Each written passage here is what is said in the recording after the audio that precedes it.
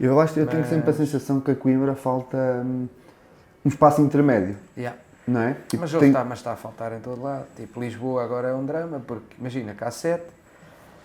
Nós este ano ainda tínhamos pensado fazer o Coliseu, mas alugas o palco, eles fazem a banda no meio do palco e aquilo dá para 600 pessoas. Portanto, é mais barato, não tens de abrir a galeria e a plateia. Pá, e nós fomos fazer contas, tipo, se eu esgotasse os 600 lugares, era break-even. E ainda me faltava pagar a equipa de segurança, que eu não sei quanto é que era. Não valia os custos. Então, esgotámos 2 music boxes, são 600 pessoas. Pois, compensa. Pronto, mas tu queres uma sala ali, tipo, nas 400, 500, acessível. Pois é isso, é o que eu acho que falta. Não há mesmo. E tu pensas, mas Lisboa agora ficou cheio de turismo, e há mercado, e as pessoas querem, não sei o quê.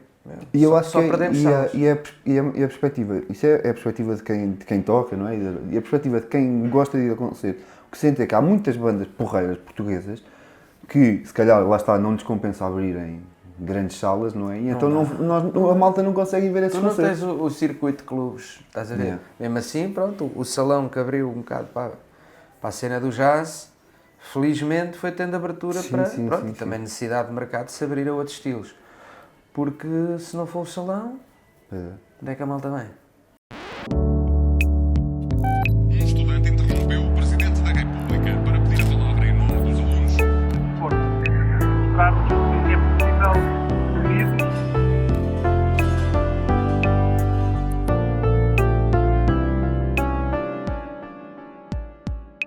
João Firmino, obrigado por teres vindo, mais conhecido por Piro, no mundo da música. E és natural aqui de Brasfemes e eu costumo começar sempre o podcast perguntando como é que foi essa infância, neste caso entre Brasfemes e Coimbra, acredito. Eu, para ser mais preciso, sou natural da Redonda, que pertence a Eiras, e depois aos 8 fui viver para Vilarinho, que pertence a Brasfemes, mas sempre andei ali um bocado, Vilarinho está entre Eiras e Brasfemes. Olha, foi uma infância inacreditável, foi muito feliz, acho que sinto, hoje vivendo em Lisboa e já tenho o meu filhote com 4 anos, sinto que fui mesmo um privilegiado por poder viver no campo e na natureza. Tendo depois a oportunidade, estudei sempre no centro, na Martim de Freitas e no José Falcão, então acho que Coimbra, e acho que continua a ser, uma cidade para a infância e para a adolescência, é uma cidade espetacular, segura, com uma dimensão porreira para não ser demasiado pequenino, e então foi um privilégio grande poder ter vivido tão rodeado de natureza. E onde é que apareceu a música no meio desse binómio entre a natureza e a cidade? Olha, eu acho que foi, ou seja, a música já estava presente na minha família, embora ninguém a nível profissional. O meu tio, irmão do meu pai, tocava música tradicional, era acordeonista. O meu avô sempre cantou uns fados por carolice, o meu pai também. E portanto sempre foi uma coisa apreciada e sempre foi, quando eu pequeno disse que queria ir aprender, sempre fui incentivado a fazê-lo. E quando aos 12, 13 comecei a perceber que provavelmente queria fazer mais a sério, sempre tive o apoio total, portanto, mais uma vez, muito privilegiado. Mas não é normal, não é? Costuma-se dizer que é sempre quando um filho diz que quer ser músico ou quer ser ator, por exemplo, não é? Normalmente os pais metem sempre um pequeno travão ao início, não é? Não, eu tive muita sorte e os meus pais ouviram essas bocas, quando diziam que o filho ia seguir música, o que é que vai ser dele? Essas bocas também não se enganaram muito, porque efetivamente é um trajeto, como outros, mas é um trajeto complicado, mas sempre tive apoio total. Sei que os meus pais têm um orgulho imenso no que eu faço e apoiam sempre que podem, estão lá nos concertos a bater palmas. E nos primeiros concertos, quando ninguém batia palmas, o meu pai fazia questão de bater palmas mais alto para a malta seguir, não é? E, portanto, sempre tive um apoio e um entusiasmo honesto da parte deles para aquilo que eu ia seguir. Tu és alguém que demonstra nos concertos, pelo menos, esse carinho que tens pelas tuas origens, pelo sítio onde nasceste e onde viveste. Tiveste que ir viver para Lisboa.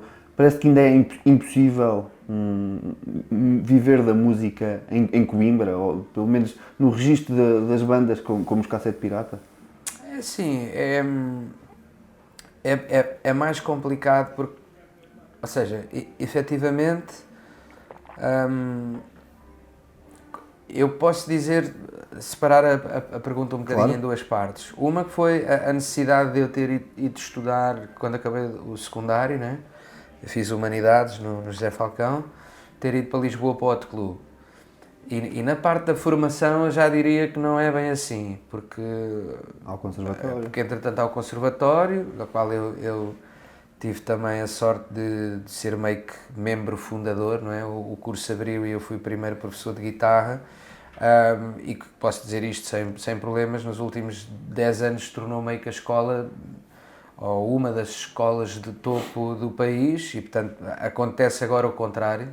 Eu agora também dou aulas, pronto, por causa de ter sido pai, acabei por ter de ficar absolutamente a viver em Lisboa, já não venho todas as semanas dar aulas a Coimbra, e até acontece malta de lá estar a querer vir para cá. Portanto, na parte da formação não diria que é essencial. Hoje em dia sair de Coimbra, o conservatório e outras escolas dão uma resposta espetacular. Já há uma comunidade de alunos que saiu e se foi formar, que hoje em dia está a voltar para Coimbra. As jam sessions no jazz, por exemplo, estão mais regulares e mais estruturadas. Já há músicos profissionais como o Luís Figueiredo, que sempre viveu cá, o João Mortágua está cá assediado, o Rui Lúcio, que é o diretor do curso de Coimbra. Portanto, estou-me a esquecer de certeza de alguém. A parte do mercado em si, pronto, efetivamente o Porto e Lisboa continuam a ser, como a malta diz, de onde partem os barcos. É onde tu consegues mais facilmente fazer networking, é daí que depois surgem as oportunidades de tu te mostrares e alguém te convidar para uma banda, é lá que estão as grandes agências do país que marcam os concertos, é lá que estão as rádios onde tu de manhã tens de ir fazer as entrevistas. Portanto, é possível viver, obviamente, fora de Lisboa e do Porto, mas depois tens essa ginástica de estar sempre até de ir lá parar para poderes fazer toda esta outra parte do trabalho. Muitos dos concertos são da zona centro para cima, portanto, a zona norte continua a ter muita pujança na questão da programação, dos auditórios e até de público a ver. Eu sinto Lisboa para baixo, do Alentejo e no Algarve. É complicado. É complicado, há menos coisas e mesmo até uma certa receptividade por parte do público, que eu acho que está mais ligada à música mais tradicional. Mas é isso, ou seja, se calhar hoje em dia, a nível pessoal, se eu pudesse, já vivia fora de Lisboa. Acho que hoje em dia, lá está, estou a sentir um bocado esse chamamento, outra vez, de viver no campo e ter uma vida menos elétrica. Mas que as Lisboa ainda cidades te trazem. exige isso, não é? Todo o contexto musical. Sim, a minha banda é de lá, os meus colegas da música são de lá, os ensaios são lá, as rádios, as entrevistas, a maioria é lá. Mas os K7 e a minha ideia, a banda toda partilha isso, tem um interesse especial daquilo que nós possamos fazer precisamente para descentralizar. Se vivesse um país em que eu já sentisse que existia, lá está, como falávamos em off, essa rede de clubes para poder ir aos sítios menos do litoral, é uma coisa que eu adoro fazer. Falas nisso, e eu tinha essa pergunta mais à frente da nossa conversa, mas coloco-a já. Os K7, não sei precisar o ano, mas fizeram uma tour pela N2 para ir. Íamos fazer. E não chegaram a fazer, foi na altura do Covid. Do Covid. Mas tinham essa ideia, lá está, de ir aos sítios mais descentralizados, e o ano passado, no verão, tocaram também em Brasfemes, Exato. na freguesia onde tu viveste, e é esse um grande objetivo vosso, ou seja, tentar levar a vossa música a sítios menos prováveis onde poderiam tocar, mas acaba por ser muito complicado, acredito. Nessa altura nós propusemos, e aquilo até partiu de um apoio da GDA, para um apoio à turnê. E precisamente nós sentíamos que para uma banda que estava a começar, quando olhávamos para a nossa lista de concertos, estava tudo no litoral, não é? Pronto. Coimbra, Aveiro, Porto, Lisboa, e tínhamos essa vontade, precisamente porque sentimos que esse afastamento não existe no público.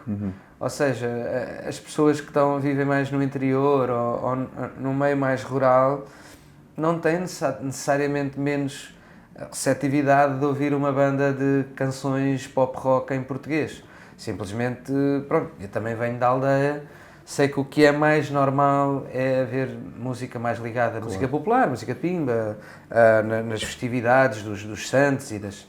E nós é mais sentimos simples, se calhar, de levar essa eu acho que é o hábito de estar criado, porque nas oportunidades que nós volta e meia temos para ir aos sítios, não há propriamente um impacto de, bem, aqui ninguém quer ouvir isto, Sim. não é assim. E, portanto, uma vontade nossa de poder criar essa oferta. Não é fácil, muitas vezes porque, um bocadinho por falta de infraestrutura, ou seja, alguns sítios, até nos últimos 10, 20 anos, conseguiram ter infraestruturas boas por fundos europeus dos auditórios, mas são sítios que depois são um bocadinho às vezes despersonalizados para estar a receber música. Os bares dos sítios muitas vezes não têm depois também a dimensão para poder, ou as condições técnicas para receber uma banda, então ficamos ali meio que descalços porque queremos ir, mas não é fácil. E lembro-me que nesse ano, portanto, antes de termos a surpresa horrível de ter ido tudo por água abaixo por causa do Covid, muitos sítios que nós íamos percorrendo pela N2, ok, era fixe parar nesta cidade ou nesta vila e o que é que há aqui, e sentíamos que não era possível tocar lá. Esperamos que para o futuro a coisa pudesse melhorar, mas os estudos e os dados dizem que não é necessariamente que a coisa vai melhorar nesse sentido. Este projeto é apoiado pela Loop Company, uma consultora financeira do Concelho de Coimbra.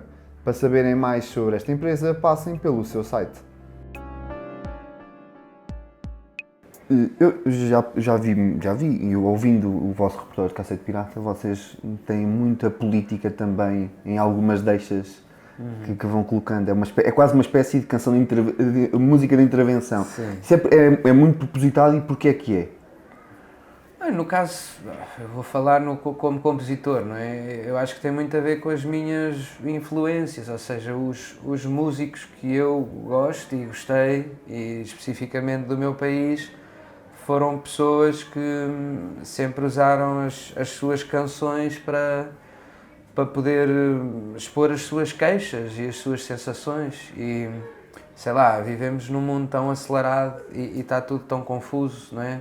A política interna, de política externa, de esta luta dos extremos, da esquerda e da direita, toda esta super revolução tecnológica não é? Tipo, há 10 anos atrás os adolescentes não tinham um telemóvel com redes sociais, sim, agora têm. Tipo, o que é que está a acontecer? O que é uma sociedade que pela primeira vez na humanidade pode estar sujeita a uma questão de o que é que acontece quando tu tens demasiada informação e demasiado contra-informação. E então, ou seja, vem antes disso. Eu acho que as canções para mim são um desabafo, e são um desabafo para as tuas emoções, para a história do teu melhor amigo, para a história de amor do teu primo mais novo, e eu acho que a política está em tudo na vida. Então não é tanto uma coisa de... Não me sinto um músico partidário, nem me sinto um cidadão demasiado preso a ideologias, ou seja, eu posso abrir o jogo que vou votando mais no xadrez do Parlamento, como é que eu acho que aquilo deve estar equilibrado. Não me sinto assim tão capaz de estar a dar respostas às pessoas. Eu também não tenho muitas vezes as soluções. Às vezes é mais no intuito de fazer as perguntas, não nos deixar tanto adormecer na vida, não é? Do trabalho, e de cada um de nós fazer a sua parte, de nos obrigarmos a pensar sobre isto. E agora que tens um filho, essas perguntas ainda te aparecem mais quando estás a escrever? Sim, apareceram mais, e é uma experiência mesmo transformadora também, eu acho, do ponto de vista ideológico. Houve coisas que eu passei a olhar de maneira diferente por ter um filho e por estar efetivamente a ter de pensar. Aquilo obriga-te a pensar nas próximas gerações. obriga-te a pensar no teu filho, obriga-te imediatamente quase que a pensar num neto, e eu sinto que era menos natural para mim pensar nisso. Se calhar pensava mais no meu umbigo ou no da minha geração, o que é que estava a acontecer a mim e aos meus pares, e agora se calhar já olho tipo, ok, que mundo é que eu vou deixar? Da Jota ao Parlamento é uma das das vossas músicas, e eu ouvindo isso, o que me apetece perguntar é o que é que há de pior na política que vocês identificam, ou que tu identificas quando escreveste essa música?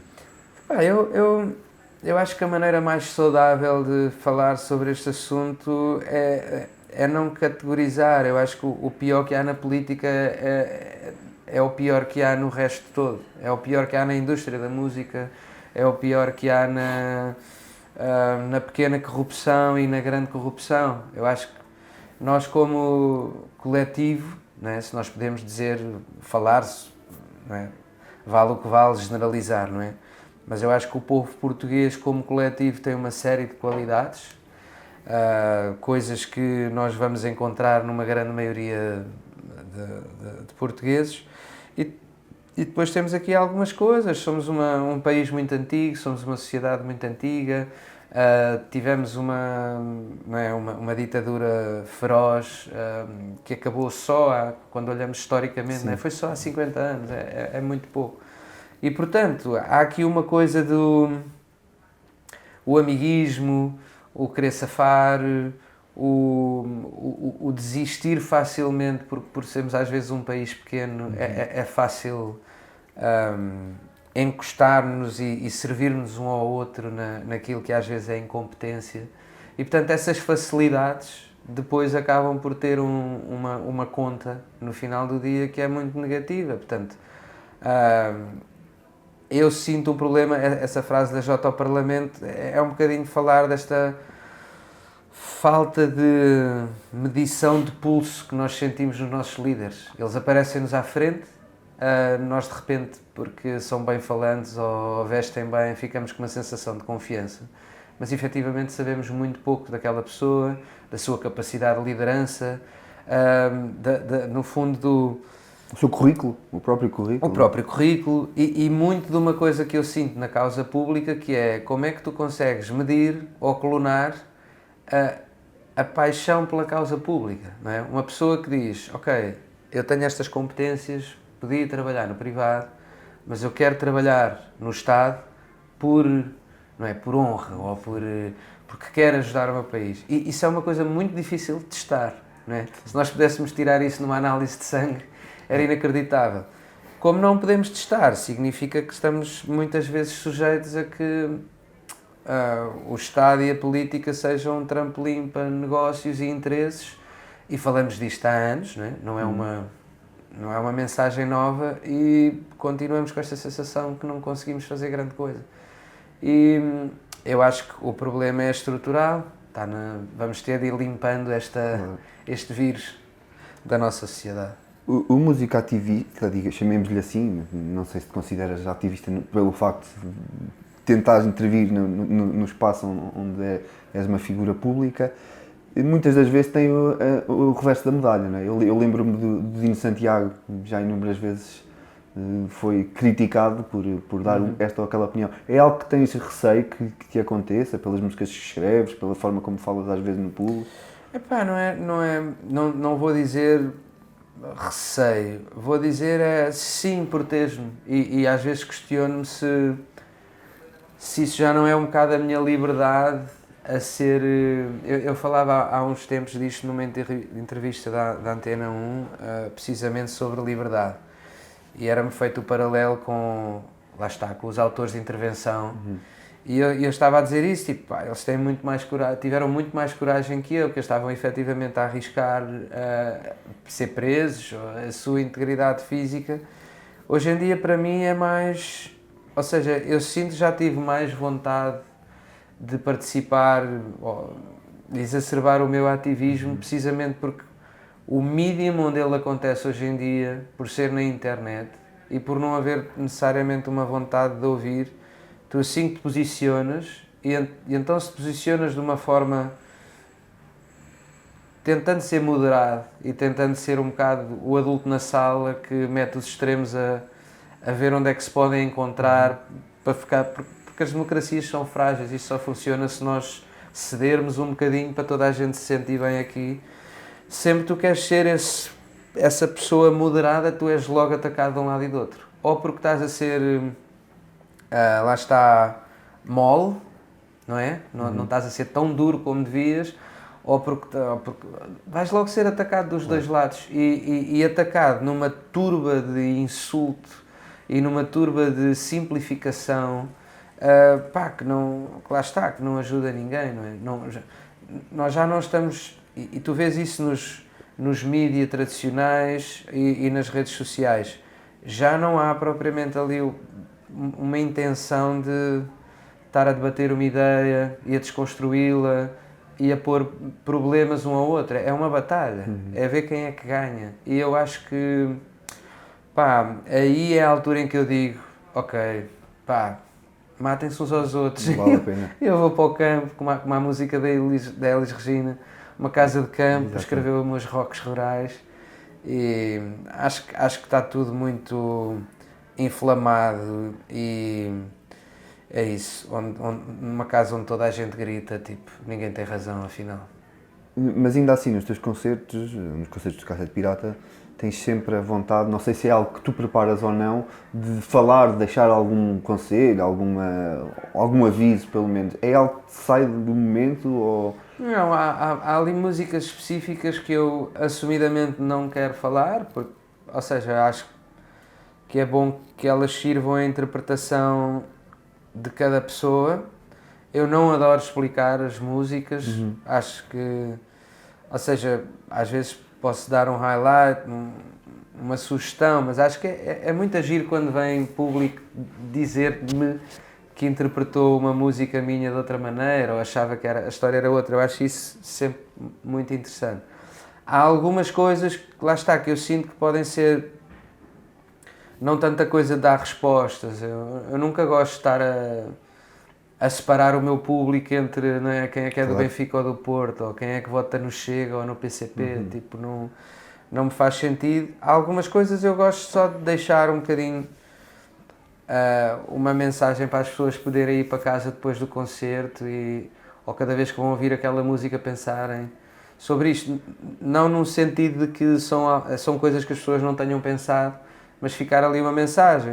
No Malta, é uma das músicas de cassete, eu gosto sempre de falar, e é precisamente sobre este assunto que estávamos a falar agora, não é?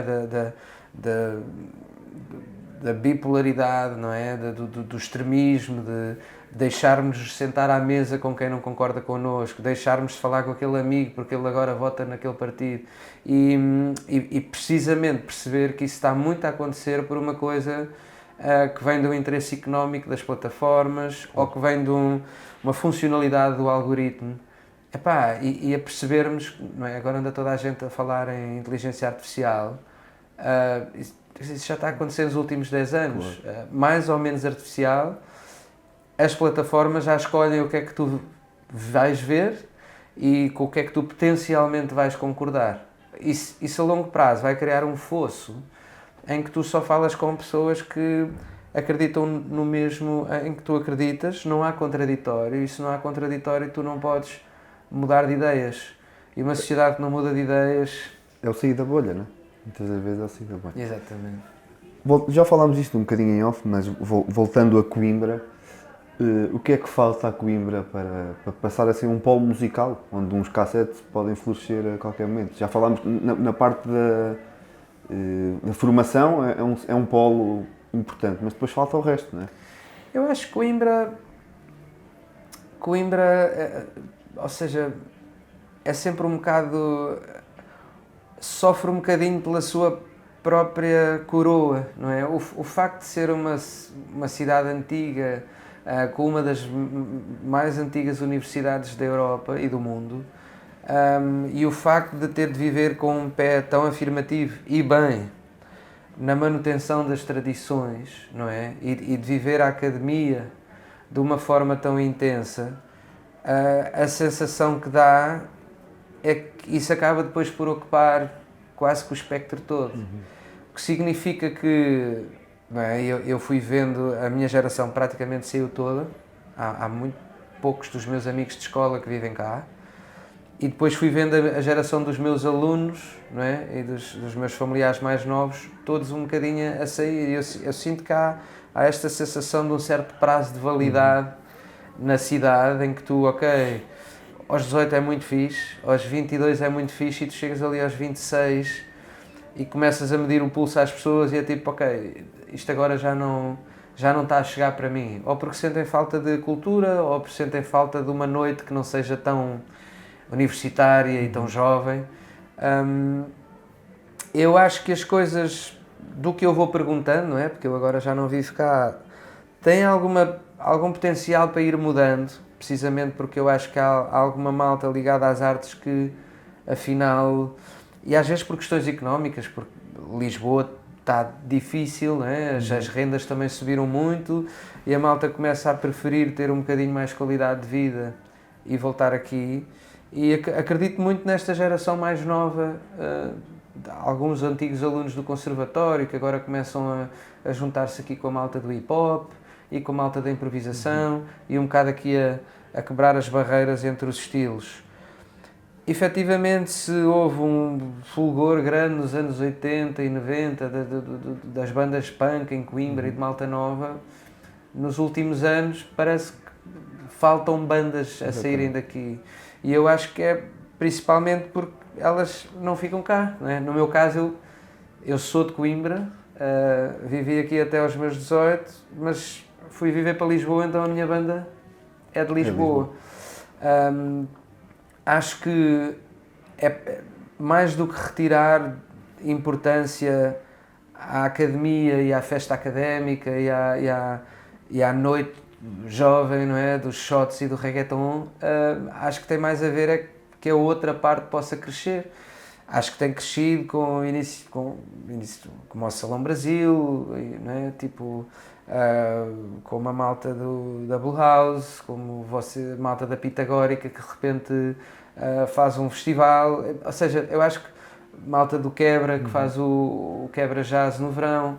Eu acho que, se calhar, mais do que a política em Coimbra puxar para si toda a responsabilidade, é mais ajudar que iniciativas cidadãs possam fazer mais coisas.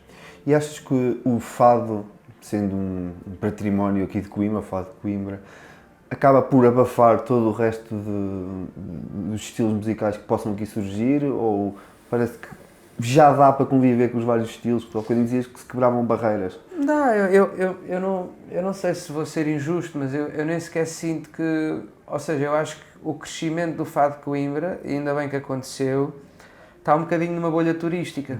E bem, significa que há trabalho para os músicos que gostam e que tocam fado de Coimbra e para os donos de clubes que querem ter fado de Coimbra.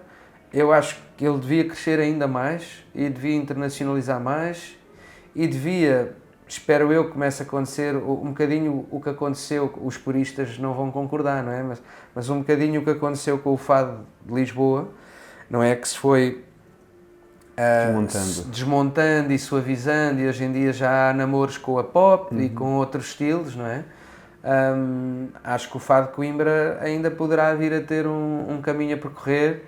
Eu um dia mais tarde, na minha carreira, ainda um dia gostava de pegar nisso, de alguma maneira, não sei qual, porque há canções, porque ouvi muito em casa e porque há canções absolutamente lindas. Agora, lá está, é muito específico, é cantado à capela, meio que só por homens, ainda está muito enraizado. O que aconteceu, por exemplo, com o canto alentejano, a partir do momento que foi património não é, mundial, acho que começou a dar esses passos de internacionalização, hoje em dia nós já vemos canções pop, o Buba Espinho, os Dama, já a malta que está a começar um bocado a pegar na canção alentejana e voltar a pegar nela. Acho que o fado de Coimbra pode e deve fazer esse caminho. Acho que, lá está, acho que ele é consumido se calhar mais pelos turistas do que pelos habitantes de Coimbra. Acho que é bom que ele cresça porque significa que não vai morrer, significa que há crianças de Coimbra que vão continuar a aprender guitarra de Coimbra e isso tudo.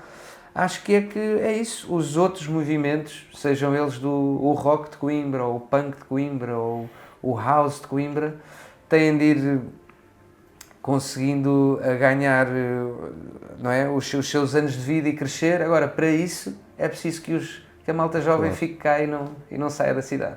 Planos para o futuro? Quais é que são agora do Pini e dos Cassete? Epá, eu sinto que os Cassete estão neste momento numa velocidade cruzeiro para mim, muito tranquila, muito estável. Eu quero continuar a fazer discos. Eu acho que consigo fazer um disco novo a cada 2 anos e meio, 3 anos. E é isso, eu quero fazer muitos discos, adoro a banda. Passado 8 anos ainda estamos felizmente com o mesmo entusiasmo e com a mesma frescura. Talvez por termos começado a banda não com 20 anos e sermos todos amigos que vão para a garagem, significa também que quando estamos juntos há sempre muita saudade. Pronto, o João tem o Sal, a Margarida tem a banda dela, a Joana tem a banda dela, né? O Quintino toca em muitos projetos. Então os Cassetes é mais um projeto que nós temos, não é? Onde por acaso eu componho, e portanto os planos serão, bem, pelo menos 2026, que será o 10º aniversário da banda, voltar a ter provavelmente um concerto especial, maior, numa sala onde nós ainda não tínhamos tocado, e um disco novo, continuar a compor canções. Para juntar a família. Não é? Exatamente. Pino, termino oferecendo-te uma garrafa Ok. da Epicura, uma das nossas colaboradoras do podcast. Ok. É uma cervejeira aqui de Coimbra. Obrigado. Portanto, espero que gostes disso. Ok. E muito obrigado Obrigado. por esta conversa. Até à próxima.